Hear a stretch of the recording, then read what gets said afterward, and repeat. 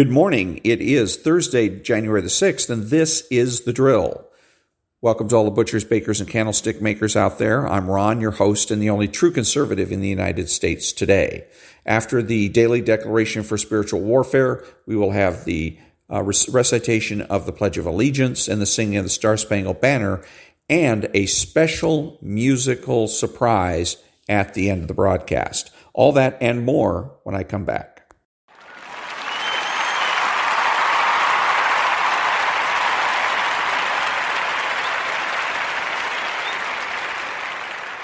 Thank you. And now the daily declaration for spiritual warfare for January the 6th. My power will make you victorious.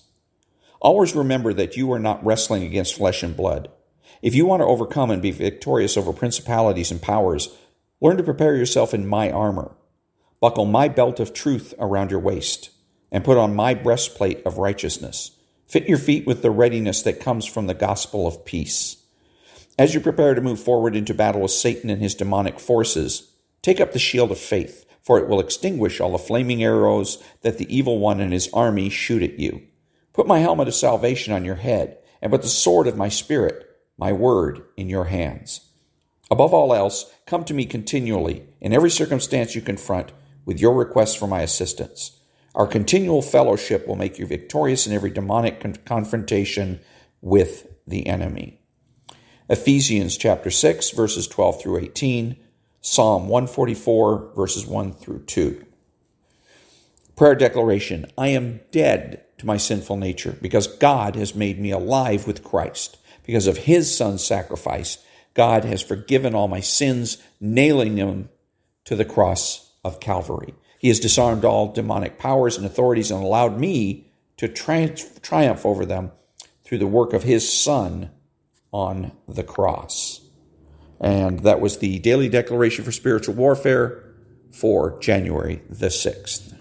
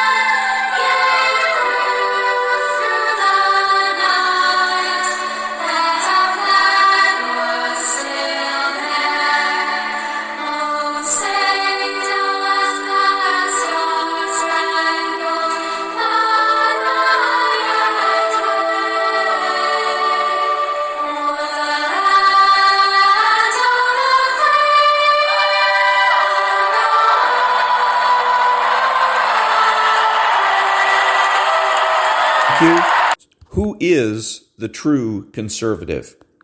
The true conservative is the person that understands that conservatism is not just political, but cultural as well. He's patriotic and uses common sense. He makes judgments, refuses to speculate, speaks clearly and definitively, and is not afraid to say no. He is open-minded, asking why rather than why not. He is consistent, credible, and influential, not ashamed of his existence, unafraid to learn or correct his mistakes. In short, he is a normal American.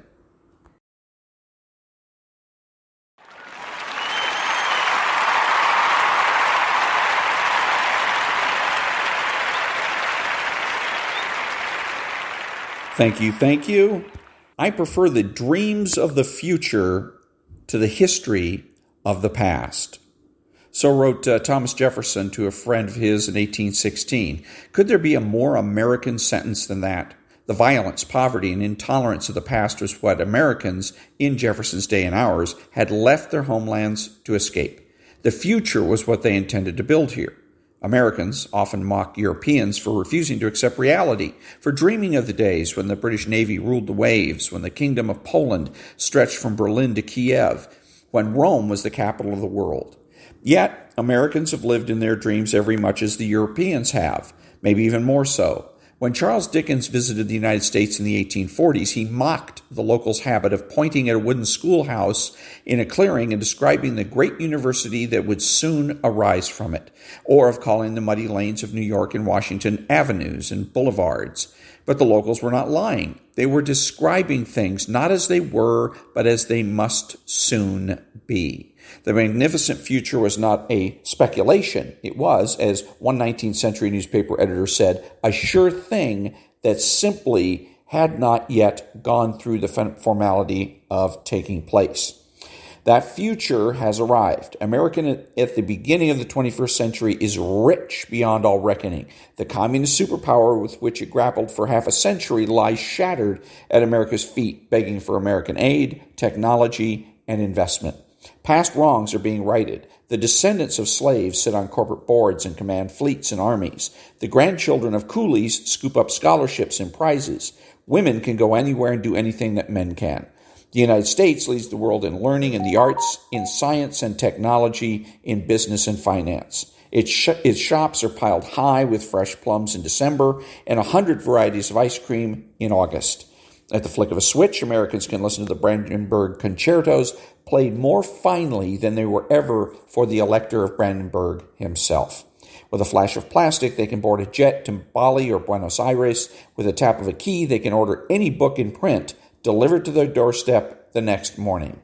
Do they want to know what is happening in Sierra Leone? They can see it live on television. Are they worried about her daughter on her first day of university? They can call her cell phone from their car phone. Are they sick or in pain? Their world's most fantastic medicine makes even more fantastic advances with every passing week. And unlike any previous great power, unlike Victorian Britain, unlike the caliphs of Baghdad, unlike Imperial Rome, Americans can see nobody and nothing on the horizon who would dare take or who could even imagine taking all this away from them. Back in a minute.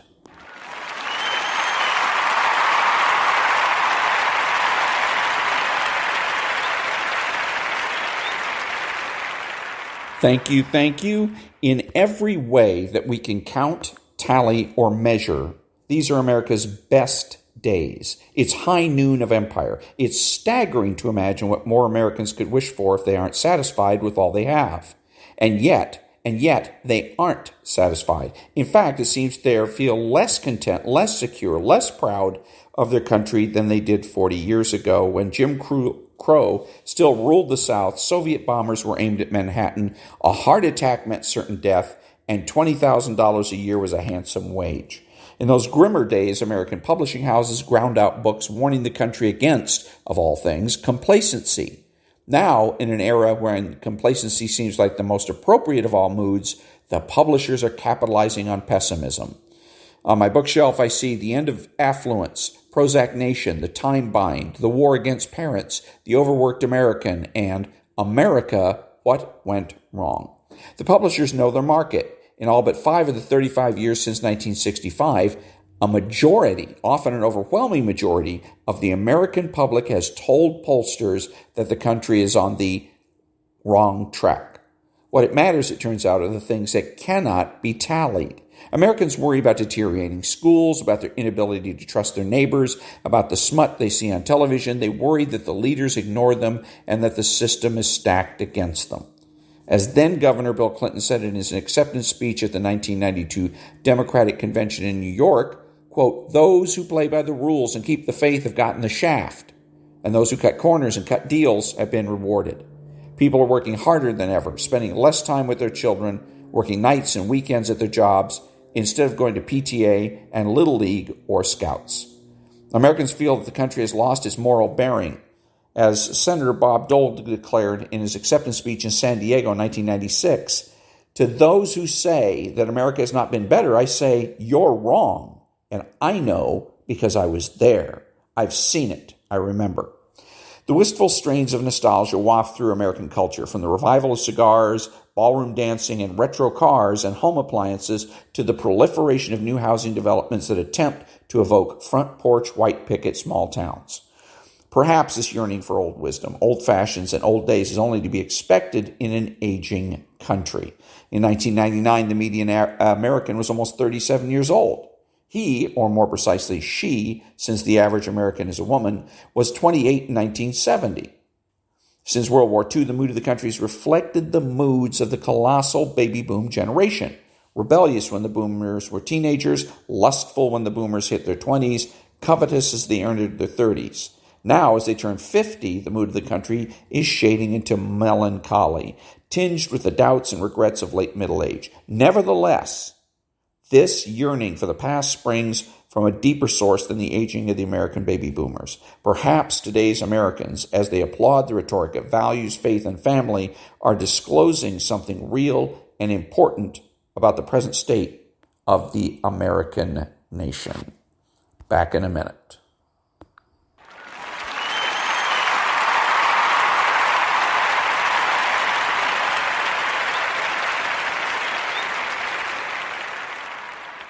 Thank you. It is often said that we live in a time of unusually rapid change.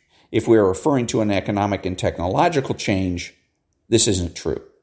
A Rip Van Winkle, who nodded off in 1930 and awoke in 1965, would have shut his eyes on a country where children were crippled by polio and adults died of strep throat, where workers walked or took the streetcar to their jobs in foundries and mines, on farms, or as domestic servants, where there were no federal old age or disability pensions, where news was transmitted by paper and ink, and goods were paid for in cash. He would have opened them on a world transformed by television and cars, subdivisions and shopping malls, antibiotics and birth control, package tourism and universal high school education, fast food, and credit cards. A Van Winkle who slept through the 35 years after 1965 would see hardly anything so dazzling compared to that. But if we're talking about social and cultural change, the pace since 1965 has been positively bewildering. A 1965 Van Winkle, familiar with long-distance telephones and DNA, would take the internet and Dolly the cloned sheep in stride. But he would be left gasping by women bus drivers and the ubiquitous lottery ads, by the beggars on the sidewalks and the number of limousines on the street, by the middle-aged men going to work in khaki pants and baseball caps, and the young women sleeping in military barracks, by the homoeroticism of magazine advertising and the prescription of smoking, by spread of mutual funds, by the millions of children in daycare, the crumbling of the mainline Protestant churches, the automatic teller machines that offer service in both English and Spanish, and the replacement of beef by chicken as the staple of the American diet. In other words, the dizzying pace of change of the past 35 years has transformed not so much American tools as American habits, less America's material environment and more America's moral outlook. Less the way Americans make things and more the way they feel things. Have you ever seen a grown man cry? Before the 1970s, Americans agreed with Sir Walter Scott. Woe awaits a country when she sees the tears of bearded men. Back then, Americans idolized the craggy, inexpressive man, the sort of man epitomized by Charles Lindbergh and Gary Cooper, Neil Armstrong and Sergeant York, John Wayne and Anthony McAuliffe. But that man has been melted by a vast shift in the emotional climate, a kind of global moistening. The president wipes away tears when he tours hurricane disasters. Coaches' voices catch at their team's annual banquets. Fathers snuffle at their daughters' weddings. In 1972, the frontrunner for the Democratic nomination for president, Senator Edmund Muskie, destroyed his hopes by appearing to break down and weep during a reply to an editorial attack upon his wife by a New Hampshire newspaper. Today, those those tears would float Senator Muskie into the White House. Eaten any good meals recently? Not so long ago, American food was famously disgusting. Tasteless roasts, banal beefsteaks, cremated chops, fish drenched in unintelligible sauces, greasy potatoes, and a long repertoire of vegetables with no more taste than baled shavings. So complained H.L. Mencken in the 1920s. And the complaint still held true in the middle 1960s. 30 years ago, the United States was a country of whiskey drinkers and steak eaters. Today, you can find a good risotto in Minneapolis and a tasty vindaloo in San Diego. The national tipple is no longer bourbon, but Chardonnay. Back in a minute.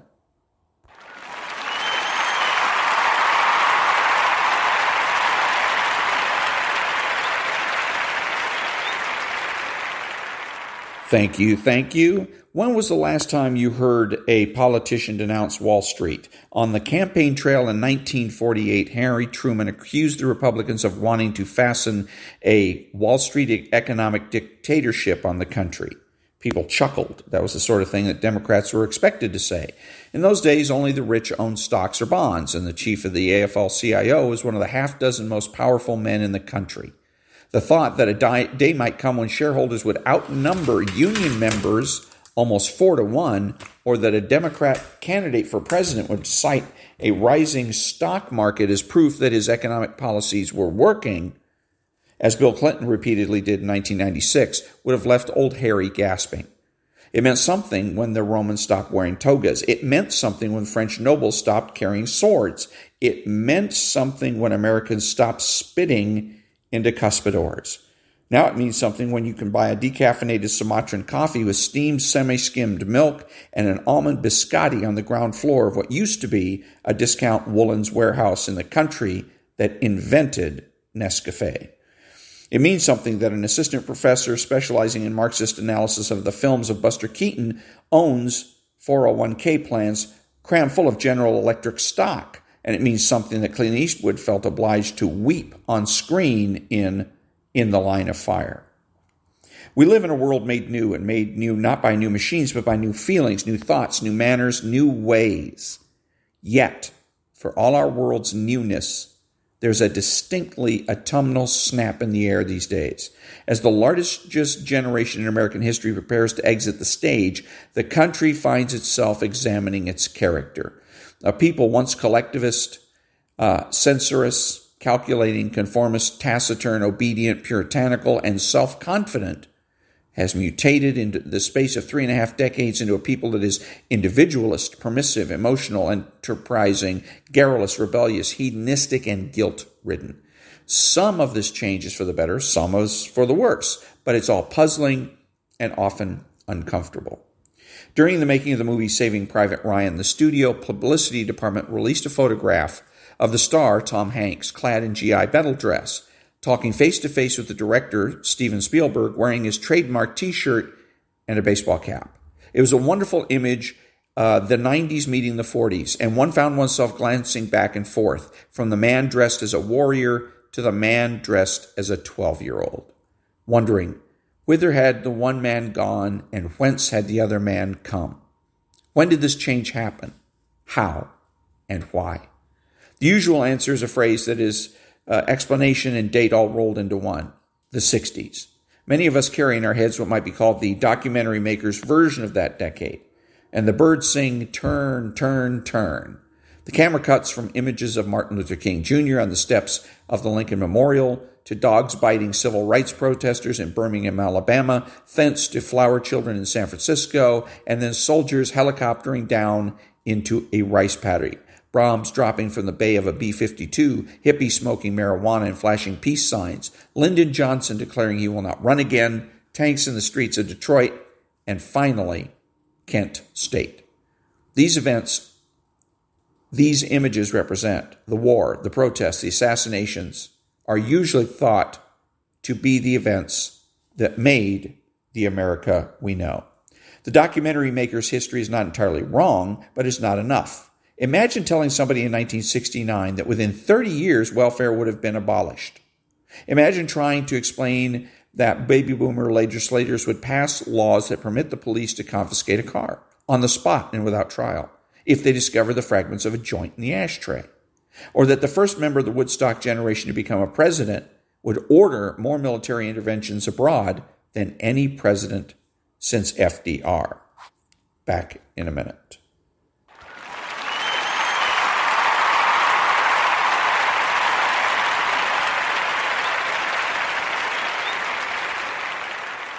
Thank you. The exciting political events of the years from John F. Kennedy's inauguration to the withdrawal from Indochina formed our time, yes, but not in the way we usually choose to imagine. The documentaries we would have us remember the 1960s as the era where the nation's young people took to the streets to protest the Vietnam War, but in fact, almost every public opinion poll taken during the war showed that youth, in the aggregate, disproportionately supported the war. Surprisingly, the most dovish age group turned out to be the people over 55. The candidate who drew his support most disproportionately from young men was not Robert Kennedy or Eugene McCarthy, but George Wallace.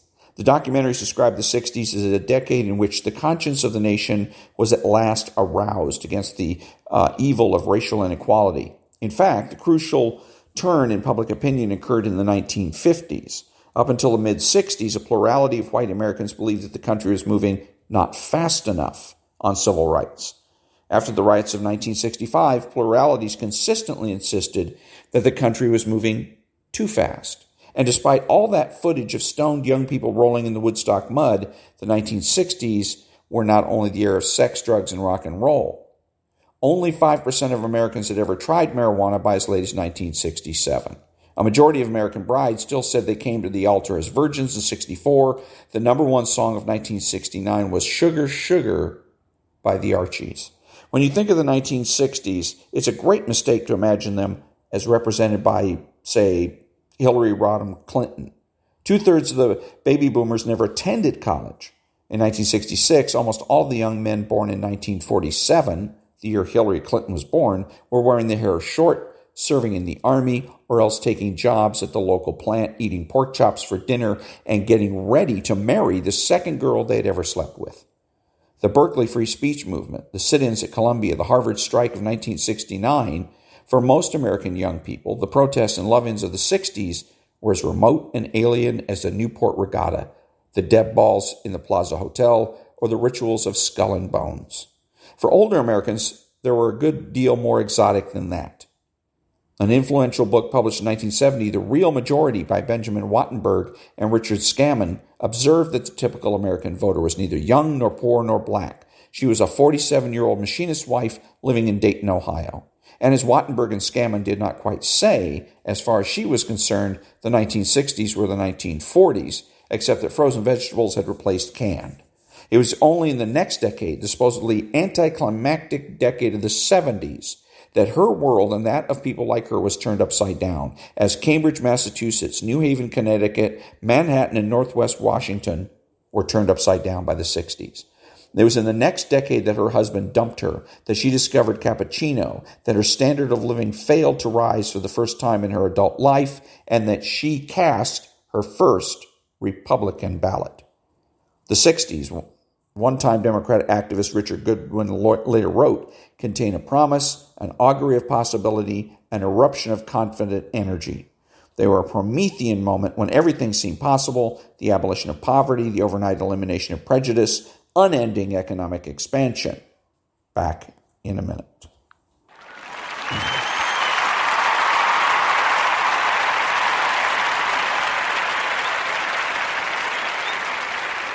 Thank you. But Goodwin is constrained to admit candidly that the 1960s were a failure. The liberal dreams of social reform with which the decade began begat impossible hopes. The disappointment of those hopes spawned the radical movements of the decade's end, and the destructiveness and hatefulness of those radical movements in turn finished off liberalism's political prospects. This country's going so far right, you're not going to be able to recognize it, predicted Attorney General John Mitchell in 1970. And at least from an electoral point of view, he was correct. The vast size of the United States, the intense conservatism of a country where ordinary people have so much to lose, the traditional preference of Americans for individual rather than collective self-improvement, these things made it difficult for reformers and dreamers to make much of a dent in the American consciousness. Even with the television to spread the word, that would ordinarily have been true for the 60s too, but the spark of rebellion lit in the 60s did not sputter out as previous sparks. The radical 1840s, for example, had done. This time it caught. A political upheaval was transformed into an upheaval in habits, beliefs, and morals, and not the habits, beliefs, and morals of an elite few, but of 250 million souls spread across a vast continent. The origins of this upheaval can be traced far back in time, to the First World War, to head-turning new ideas of Darwin, Nietzsche, and Freud, and arguably even further still. But incendiary ideas only move from paper to life when they transform the behavior and beliefs of the mass of the people, when they cease to be known as the work of their author and are absorbed instead as the common property of humanity. In North America, it was in supposedly quiescent 1970s that this absorption took place.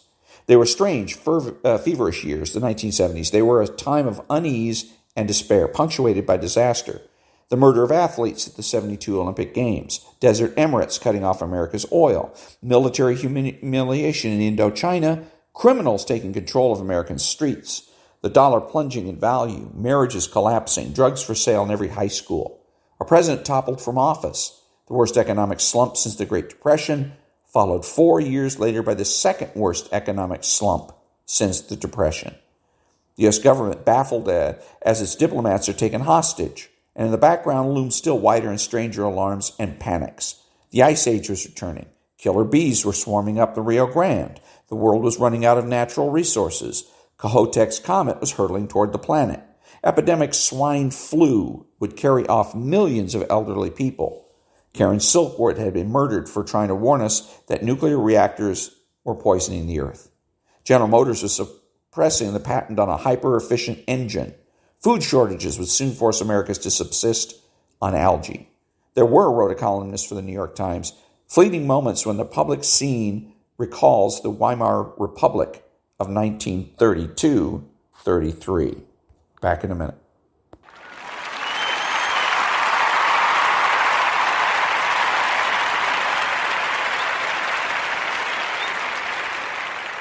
Thank you. The disasters actually can be as liberating as well as destructive. In the 1970s, the giant corporations that had been dominating the American economy since the 1890s began to shrink. Trade unions lost their power. The personal computer was invented. It became legal to ship a crate of lettuce across the country without asking the Interstate Commerce Commission for permission. In the 1970s, the federal government had lost its power to wiretap at will. Conscription was suspended. Price controls were discredited and repealed. Before 1970, America was a love-it-or-leave-it society. You didn't like Chevrolets? Tough. Your kid was homesick and wanted to watch a cartoon at 10 o'clock on a Saturday weekday morning? Also tough. You wanted a checking account that paid interest? Again, tough. You needed to pay less than $900 for an economy ticket to Paris? Tough once more. You like to own some gold coins? Fella, that's a very serious crime in these United States. The gaudy characters of the 1960s are already seeping out of memory. In the gallery of forgotten celebrities, Abby Hoffman is joining General Coxey. George Romney jostles against William McAdoo. Timothy Leary will soon vie for space with Madame Blavatsky. In the social transformation of the 1970s was real and was permanent. It left behind a country that was more dynamic, more competitive, more tolerant, less deferential, less self-confident, less united, more socially equal, less economically equal, more expressive, more risk-averse, more sexual, less literate, less polite, less reticent. But those are just words, aren't they? To understand how the country has changed, we must study it minutely. And the book, How We Got Here, in the 70s, is an attempt to do just that, to describe the most total social transformation that the United States has lived through since the coming of industrialism. A transformation, a revolution, that has not yet ended. To describe and to judge.